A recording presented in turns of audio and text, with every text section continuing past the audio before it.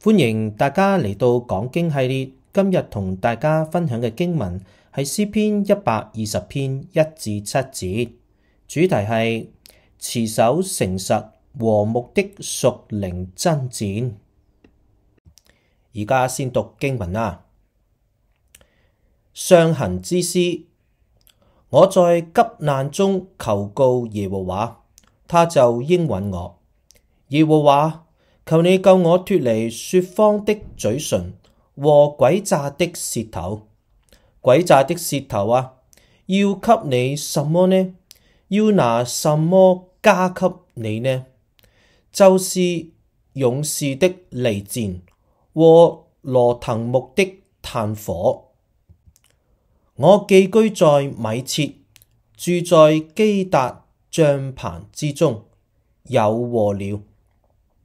我與那恨惡和睦的人許久同住，我願和睦，但我發現他們就要爭戰。詩篇120篇嘅第2節話到呢，耶和華，求你救我脫離說謊嘅嘴唇和詭詐的舌頭。第7節就話到呢位詩人心裏面願意和睦，但係當我發現嘅時候呢，他們就要爭戰。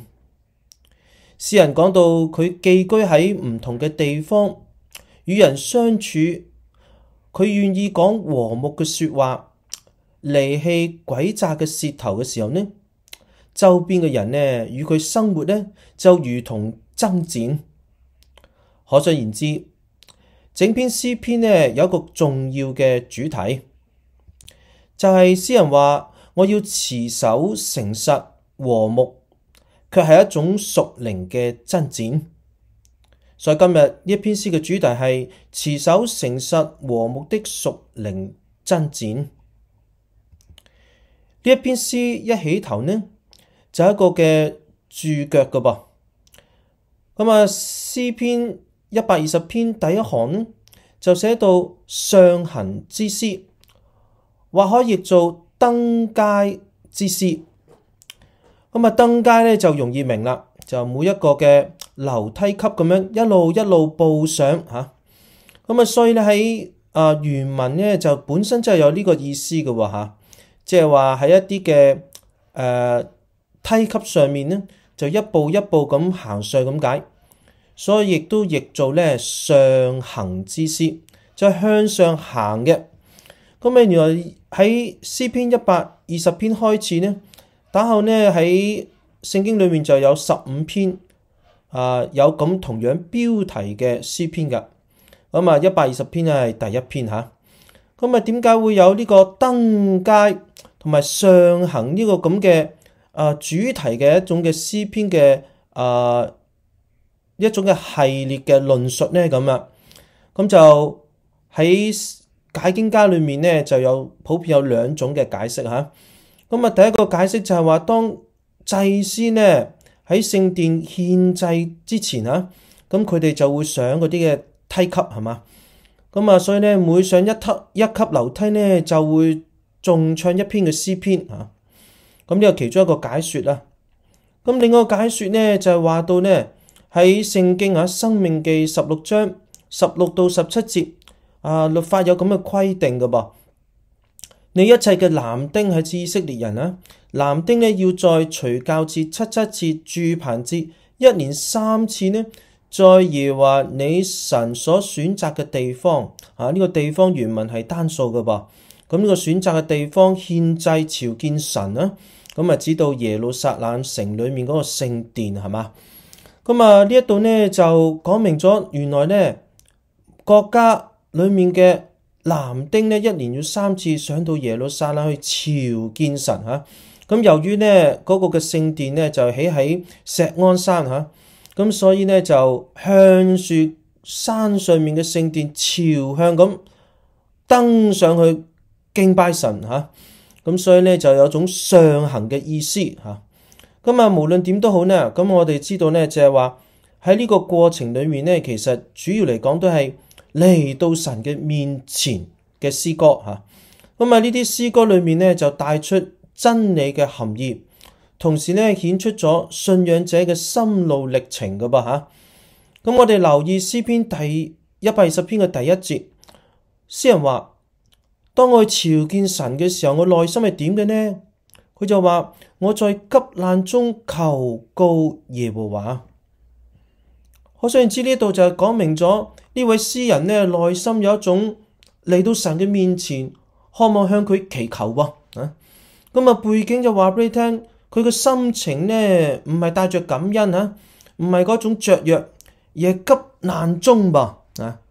可想而知，即係話呢一個嘅祈禱係帶着一種迫切性，而且呢種詩人生活嘅狀態呢係有相當嘅壓力啊。咁啊，一種壓力急難中嘅求告，嗰個內容係乜嘢呢？咁第2節就話俾我哋聽啦。原來呢，詩人就求神呢幫助佢乜嘢啊？脫離說謊嘅嘴唇同埋詭詐嘅舌頭。咁啊，呢一個嘅詩人呢就有呢種信仰裏面嘅渴求啊，係一種人生信仰裏面生命品質嗰種嘅渴求噶嚇。唔係為佢嘅生活嗰種嘅財富啊、健康啊，又或者嗰種面對工作上嘅艱難啊，唔係啊，係講緊佢生命品質呢，佢要取捨啦，佢要繼續作誠實無過嘅人，定係與世俗嘅人同流合污去說謊同埋動用詭詐嘅謀略等等嚇。咁呢度好明顯就講到佢係想求神幫佢遠離脫離呢個說謊同埋詭詐喎嚇。咁呢一種嘅祈求呢，喺其他嘅聖經嘅作品當中都揾到㗎噃。咁例如好似箴言啦，30篇嘅30章嘅第5到第8節。咁呢位作者咁樣講嘅喎，第5節話：神嘅言語呢，句句都係煉淨嘅。咁啊，投靠他的，他必作他們的盾牌。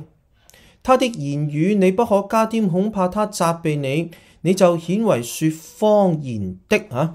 咁即係話將神嘅話語加添或者減少都好啦。咁啊，顯出就係講大話啦咁。因為神嘅話語句句煉淨係誠實無誤嘅嚇。你加添喺其中呢，就表達咗你扭曲咗神嘅話語。你呢個人呢，就成為喺神眼中看為說謊嘅咁。呢個係詩人所或者呢個作者明白嘅嚇。咁啊，第7節就話：我求你2件事，在我未死之先呢，不要不賜給我。即係話我未死之前，你一定要賜俾我㗎咁。咁其中一件事係咩呀？第8節，求你使咩呢？求你使虛假和謊言遠離我。咁即係話喺佢嘅生活環境當中呢，嗰種虛假嘅信息啊、謊言嗰種嘅人性嗰種嘅流露呢，就喺佢嘅生活當中圍繞住佢嘅，會攻擊佢嘅信仰生命嘅，會令到佢都走向同一種嘅道路㗎咁。咁啊，求神呢幫助佢，因為佢知道憑佢自己嘅能力嘅意志係唔夠㗎嚇。佢知道神嘅幫助先至能夠真正脫離呢種虛假同謊言嗰種嘅敗壞嘅生活嚇。咁啊，因此呢，我哋就明白，即係喺聖經裏面確實有人咁樣為着佢唔好講大話，冇即係成為一個詭詐嘅人呢，求神幫助佢㗎噃。咁點解呢啲人渴望呢種謊言詭詐遠離佢呢？咁喺箴言呢第12章17節咁講嘅，說出真話的顯明公義，作假見證的就顯出詭詐咁。咁即係話你講真說話呢就係公義噶，講一啲謊言作假見證呢就顯出你內心嘅詭詐噶。咁所以呢，說謊同詭詐呢係並排埋一齊去表述出嚟嘅吓。咁點解呢？呢個嘅箴言要教導我哋要離棄呢種嘅謊言，講真說話呢？咁因為喺箴言19章第9節咁講嘅噃，作假見證不免受罰，吐出謊言的也必滅亡。喺神自己嘅標準而言呢，透過呢節聖經講明啦，作假見證呢，講謊言呢，就點啊？會受神嘅懲罰。去到一個嘅懲罰最大嘅時候就係滅亡噃。正因為咁嘅時候呢，你就知道呢，屬神嘅人，因為呢唔想得罪神，唔想呢受神嘅懲罰以致滅亡，佢就持守乜嘢啊？持守誠實嘅話語啦，就求神幫佢脫離說謊同埋詭詐嘅舌頭，係嘛？咁啊，因此呢，佢就明白，如果我繼續與世人一樣，毫無分別啊，講大話又弄詭詐咁點啊？神嘅標準就係咩啊？要受罰，神嘅審判臨到就係要滅亡。正因為呢種真理理念佢明嘅噃，佢就用第三節嘅說話呢，去表達呢種嘅神審判說謊嘅嘴唇同埋詭詐舌頭嘅事實嘅噃。咁第三節佢咁講噶，詭詐嘅舌頭啊，咁要給你什麼呢？要拿什麼加給你呢？咁如果相對第二、第三節，即係咩意思啊？我係求脫離說謊嘅嘴唇同埋詭詐嘅舌頭。如果有人唔係同我一樣咁樣依靠神脫離呢種說謊嘴唇同埋詭詐舌頭，佢仍然要繼續堅持詭詐嘅舌頭，咁活喺世人之中，咁點啊？佢就清楚明白神嘅審判會臨到嘅噃，咁所以佢就話啦，如果你繼續咁樣堅持詭詐嘅舌頭，有啲乜嘢要俾你呢？咁有啲乜嘢會加喺你嘅身上呢？咁詩人就話啦，就是勇士的利箭。咁勇士嘅利箭俾你有咩感覺啊？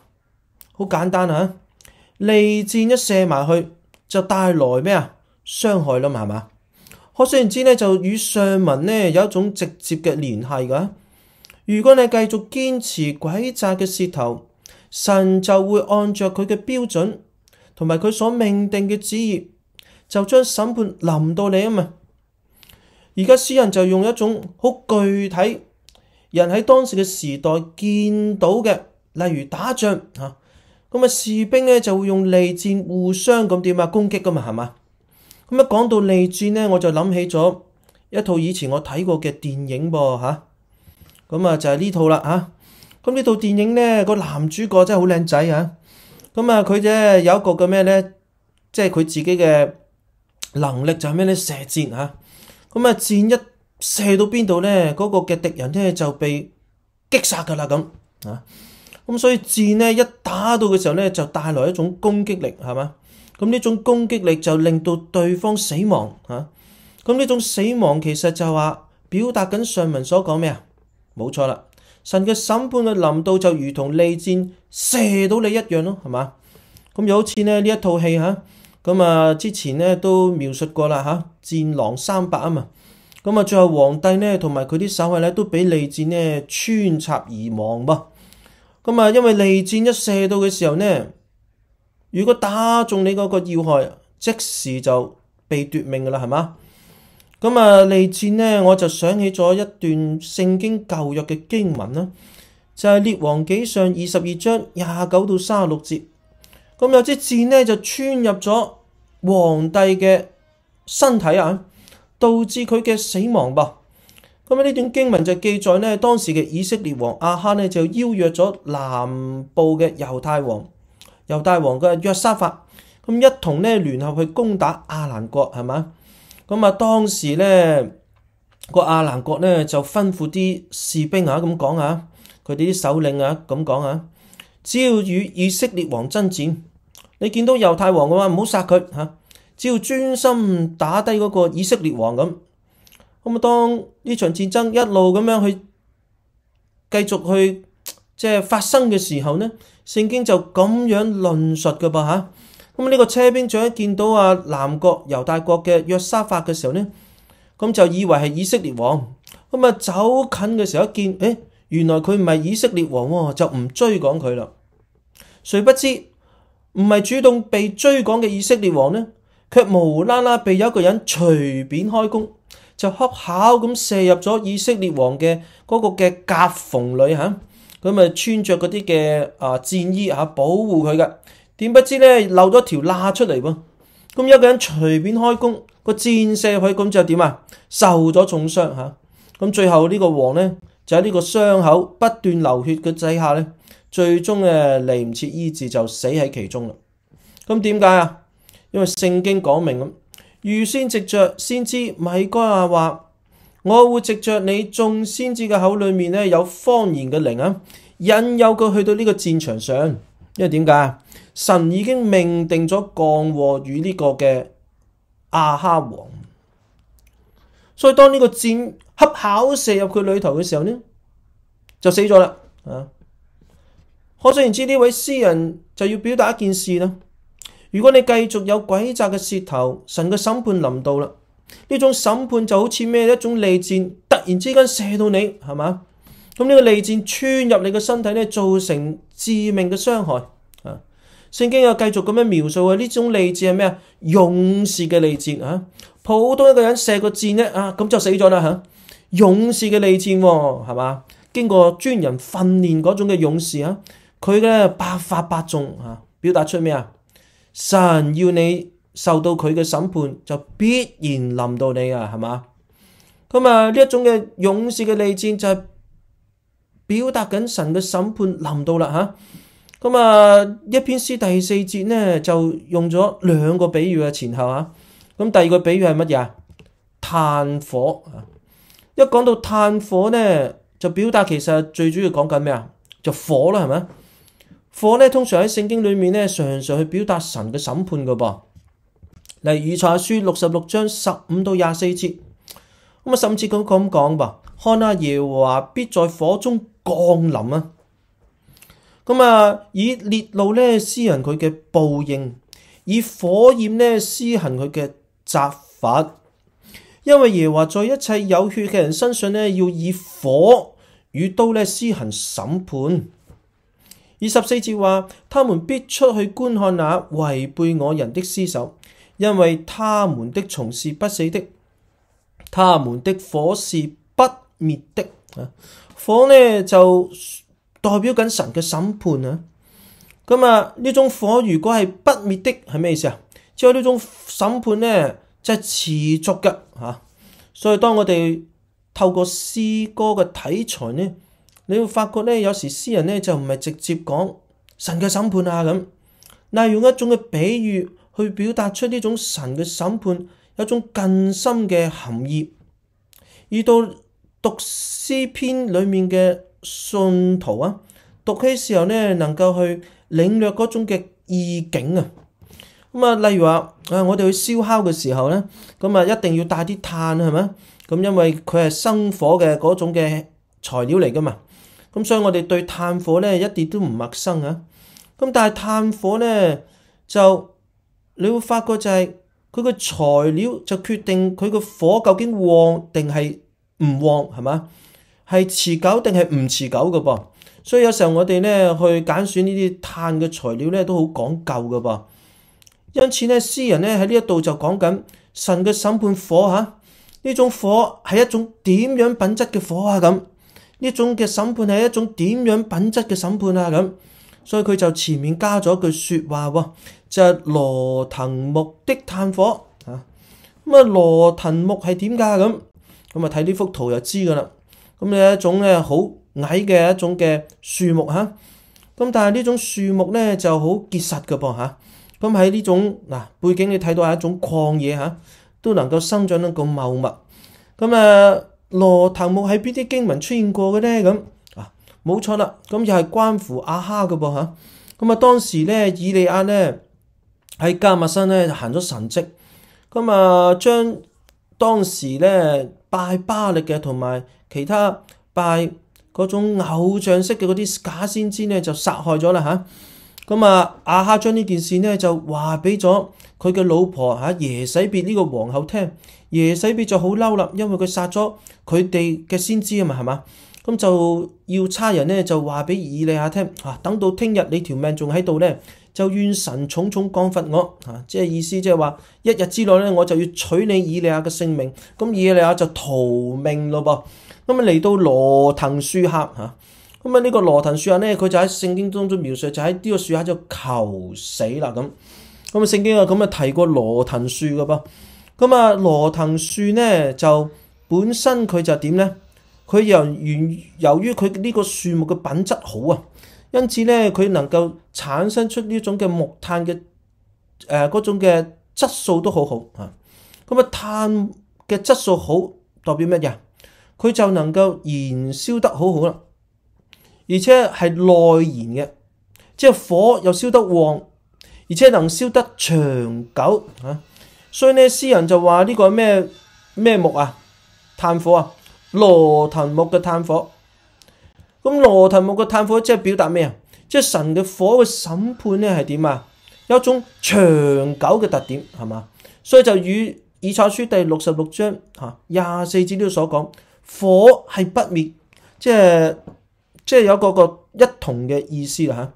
所以你就知道呢，原來詩人就因為認定神嘅審判係如此嘅真實、致命同埋長久，所以佢敬畏神啦。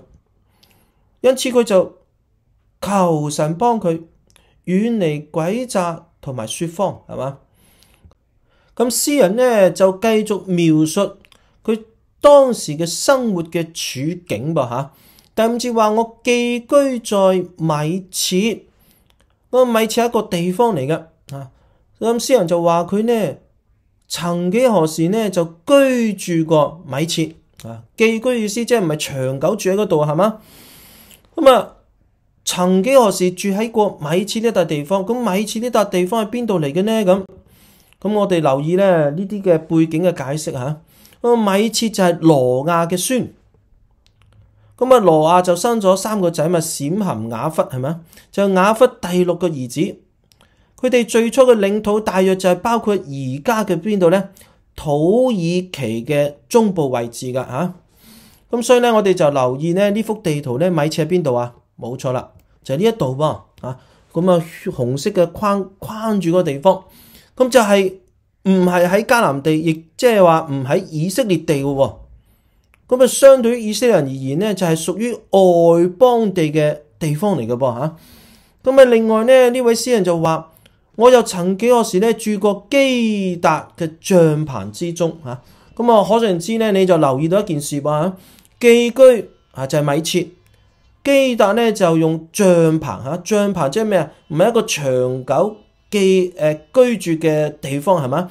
如果你房子呢就係比較相對嚟講就係長久嘛。帳篷就隨時係遷拆就可以去其他地方嚇。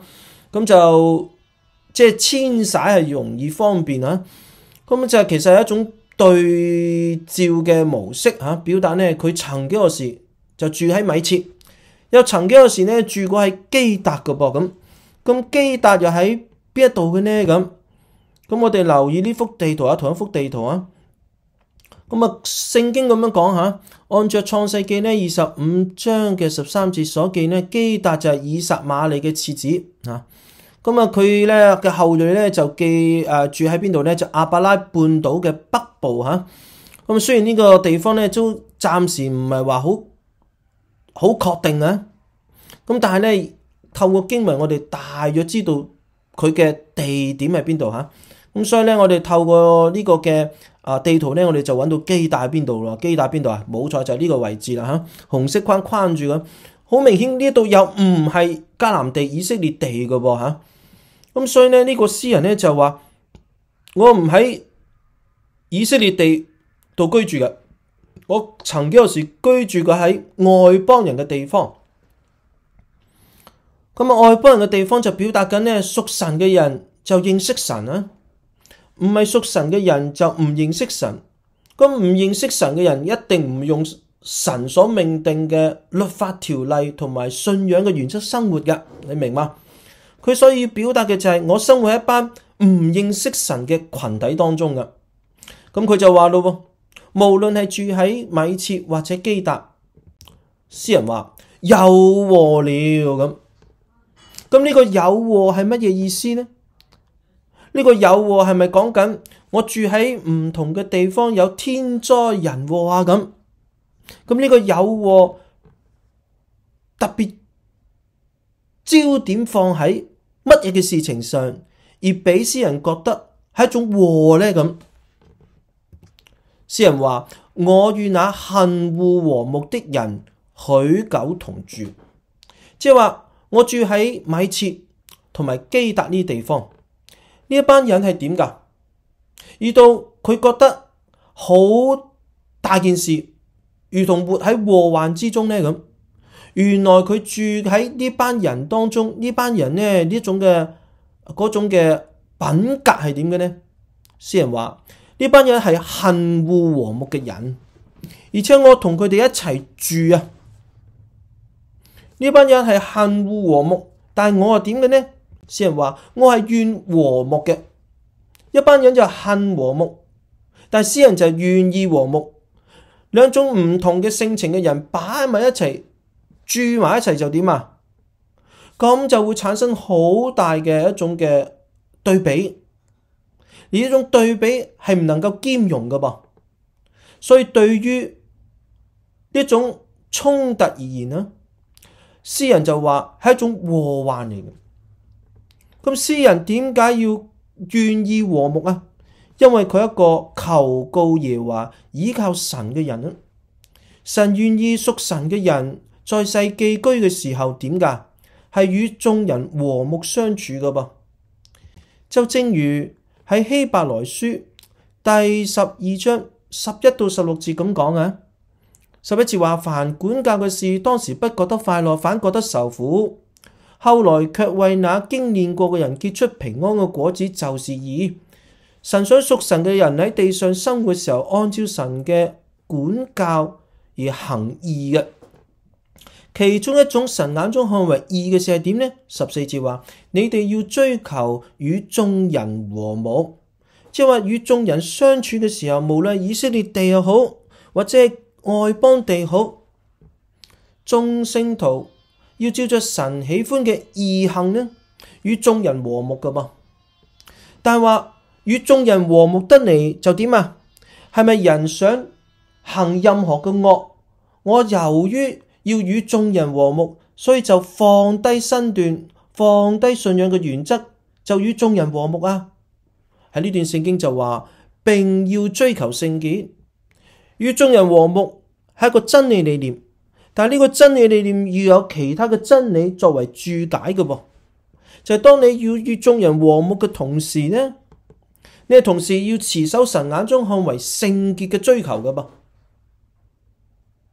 因此我哋知道呢，我哋與眾人和睦唔係要放棄真理嘅原則嘅噃。因此我哋明白啦，呢種追求嘅聖潔呢，後文就提到有個原本喺信仰家庭裏面成長嘅以掃，佢就與世人和睦啦，和睦到一個地步，冇追求聖潔，咁點啊？就裏面生出一種信仰上嘅淫亂，16節就稱為貪戀世俗，係嘛？照着世人嗰種追求嘅嗰種標準而生活嘅。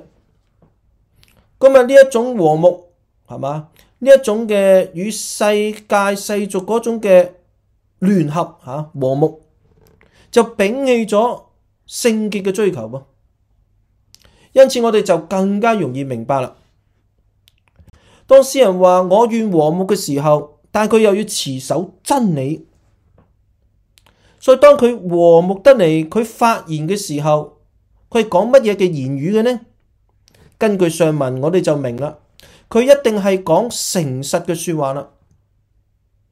佢唔容許說謊嘅嘴唇同詭詐嘅舌頭由佢一個屬神嘅人講出嚟啊嘛。因此我哋屬神嘅基督徒，以弗所書第4章24到25節咁講啦，我哋係靠着基督之後呢，就穿上新人，這新人照着神嘅形象做嘅，有真理嘅仁義同聖潔。25節就話啦，既然我哋穿上新人，就所以你們要棄絕謊言，各人與鄰舍要說誠實話。所以新約舊約按真理而言，都係講同一個嘅信仰理念嘅。就我哋與世人相處嘅時候係要和睦嘅，但係和睦得嚟要守着聖潔嘅道啊。所以我哋要離棄謊言，與人和睦嘅。但係呢位嘅詩人就按着神嘅真理與世人和睦共處嘅時候，當佢發言要講神喜歡嘅誠實話呢，咁啊聖經就話咯，詩人就體會周圍嗰班唔屬神嘅人，佢哋喜歡說乜嘢啊？謊言詭詐嘅人，咁點啊？就必與佢產生種因言語而嚟嘅爭戰。詩人話，他們就要爭戰啊！我願和睦，但我發言要說誠實話嘅時候，他們一班詭詐說謊言嘅人就要與佢爭戰。所以呢種禍患，呢種爭戰，源於就係佢要持守誠實嘅話語，活喺一班講謊言嘅群體當中，佢就發覺呢種爭戰係避免唔到嘅。當列王紀上22章1到27節記載緊亞哈王與南國嘅約沙法王一同與呢個亞蘭國爭戰嘅故事裏面呢，聖經就特別咁樣記載咗中間嘅過程啊。咁啊，南國嘅約沙法王呢就提議一件事啊。第5節，我哋要先求問耶和華。我哋兩個國家有共同嘅神嘅，即係耶和華神。咁而家呢，約沙法王呢想透過呢件事呢，去引導翻呢個嘅以色列北國嘅王亞哈呢，回歸正確嘅信仰，係嘛？因為我哋列祖呢係敬拜同一位神嘅。咁啊，當佢哋話要求問先知嘅時候呢，呢個嘅約沙法王呢個算盤呢就打唔響啦。咁點解呢？因為亞哈呢位嘅以色列北國嘅王呢，佢就揾咗一批乜嘢嘅先知啊？係啦，佢就揾咗一批先知嚟。但係呢啲先知係點㗎？係敬畏神啊，定係體貼人嘅呢？經文就話俾我哋聽。於是以色列王就招聚呢班先知嚟，總共有幾多人？400人。咁啊，裏面嘅領袖叫做西底家。咁啊，佢就出嚟就話啦，耶和華咁講㗎吓，你呢一定會用呢個嘅佢打造出嚟嘅鐵角啊，去滅絕咧亞蘭人嘅咁。咁啊，呢班先知就話啦，所以咧所有嘅先知一齊呢就和議，就話必然得勝，必然得勝咁。咁啊，當呢個嘅約沙法王見到呢種情景嘅時候呢，真係覺得唔係好對路啊吓。咁所以咧就繼續講，有冇其他先知啊？咁啊，跟住呢個嘅以色列王呢，亞哈呢就好無奈地呢就打發使者去揾另外一個先知。嗰個先知就叫做米該亞啊嘛。呢個米該亞呢就唔係照着王嘅心意去講預言噶，係照着神嘅旨意講預言噶，得罪過呢位以色列王噶噃吓。所以當呢位嘅米該亞先知準備去迎接呢個嘅以色列王同埋猶大王嘅時候呢，當時嗰個被差派出去嘅使者就咁樣同米該亞話，眾先知一口同音啊，咁啊向王都講吉言啊，你都不如似佢哋一樣講同樣嘅說話，講吉言啊咁。米該亞先知話，我指着永生嘅耶和華起誓，耶和華對我說什麼，我就說什麼吓。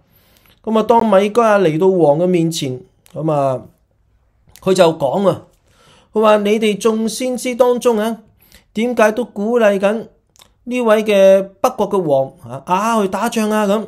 米該亞就誠誠實實就話啦，其實係神容許咗那說謊嘅靈進入你哋所有眾先知嘅口，目的就要引誘你去到呢個戰場上。點解啊？因為神已經命定降禍與你啦咁。當米該亞將呢啲咁嘅說話講咗出嚟嘅時候，嗰400個先知梗係好嬲怒啦，係咪啊？我哋明明係耶和華嘅靈引導我哋講嘅，你而家話係說謊言嘅靈啊！明明我哋認為神嘅旨意嚟嘅，你話唔係神嘅旨意。我哋明明認為神叫佢哋得勝嘅吓，而家你話會降災禍咁。咁啊，聖經就話俾我哋聽，呢一班人就點啊？與米該亞衝突啦。點解啊？因為大群人講大話，屬神嘅米該亞就守誠實嘅話。所以當你要與人和睦，又要守誠實嘅話，又住喺一班唔誠實、說謊言、弄詭詐人當中呢，難免有爭戰。咁呢一種嘅唔和睦係無法避免，亦都冇違背聖經所講與眾人和睦，因為喺與眾人和睦嘅前提底下，要守住真理，要守住呢種講誠實話語嗰種信仰嘅真理。因此聖經就話俾你聽啦，呢場爭戰嘅結果係點啊？咁啊，呢個嘅西底家假先知嘅眾首領就點啊？就打米該亞喎。以色列王會喺虛言當中好開心係咪？所以米該亞所講嘅咒詛嘅說話就點啊？嬲怒啦，就將呢個米該亞先知咧下在監裏，仲要吩咐人話令到佢受苦係嘛？所以我哋就明啦。當我哋了解咗呢種嘅經文之後呢，我哋就知道屬神嘅人與世人和睦，又要持守真理，唔講大話嘅時候，難免與呢班常常以謊言去過佢哋嘅生活嘅群體呢，就產生乜嘢爭戰。呢一種爭戰就係信仰理念上衝突而嚟嘅爭戰。咁聖經就話，佢話我住喺呢啲嘅米設、基達呢班嘅恨惡和睦嘅人當中呢，就住咗咩啊？許久啊，即係唔係一兩次嘅衝突，而係因為住得好耐，就長期會喺呢種衝突，長期有呢種屬靈嘅爭戰。我哋就明白點解喺呢種長期嘅爭戰底下，帶出詩人一種內心嘅求告，因為喺呢種長期嘅爭戰底下，成日孤軍作戰啊。因此我哋就明第一節啦。佢話我喺急難中呢種屬靈嘅爭戰底下呢，我迫切咁求告耶和華。佢咪求告耶和華救佢脫離呢班人啊？因為現實當中就係脫離唔到呢班人啊嘛。咁當然你可以求告神救我脫離呢班人嘅，遠離呢班群體嘅。但如果現實生活當中未容許得到你離開呢班人嘅時候，詩人就作出一個好好嘅榜樣。你要求告耶和華，求啲乜嘢啊？求神加添你力量，脫離說謊同埋詭詐嘅舌頭，免得乜嘢啊？免得你喺長期呢種爭戰底下忍受唔到呢種壓力就妥協啦。呢種妥協係因為你裏頭缺乏咗力量。詩人就見證緊佢能夠繼續持守，係源於佢依靠神、禱告神，加添佢力量，脫離呢一種說謊嘅嘴唇、詭詐嘅舌頭，同埋仇敵嗰種嘅爭戰所帶來嘅壓力。同時，詩人就表達出佢內心敬畏神嘅事實，因為佢明白最終呢一班詭詐嘅舌頭要面對嘅就係勇士嘅利箭、羅騰木嘅炭火，就係神嘅審判。因此我哋就明白呢一篇詩嚟到神嘅面前求告神，因為詩人正在一種屬靈嘅爭戰當中，佢求告神幫助佢持守誠實同埋和睦。今日詩篇第120篇主題係持守誠實和睦的屬靈爭戰。我哋分享以下幾個重點。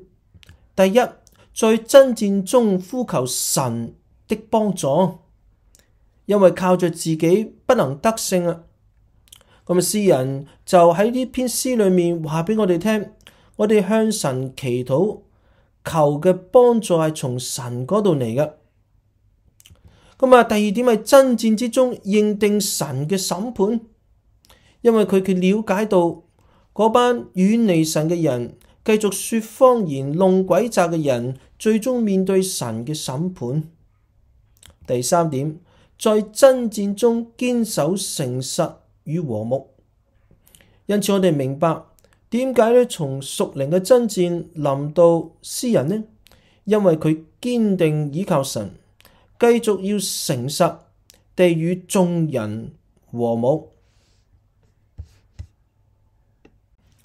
咁我哋一齊同心獻上禱告啊！親愛天父，感謝你，讓我哋透過詩人喺詩篇120篇內心嘅論述，展現出信仰裏面一場屬靈嘅爭戰，就係與世人和睦、持守真理、要說誠實話而帶來嘅屬靈爭戰啊！我哋知道唔係單單詩人一個屬神嘅人活在世上有如此嘅爭戰，對於歷世歷代屬神嘅人有同樣嘅爭戰，因為我哋照着聖經俾我哋嘅真理理念，知道神喜悅我哋說誠實話，棄絕謊言同埋詭詐。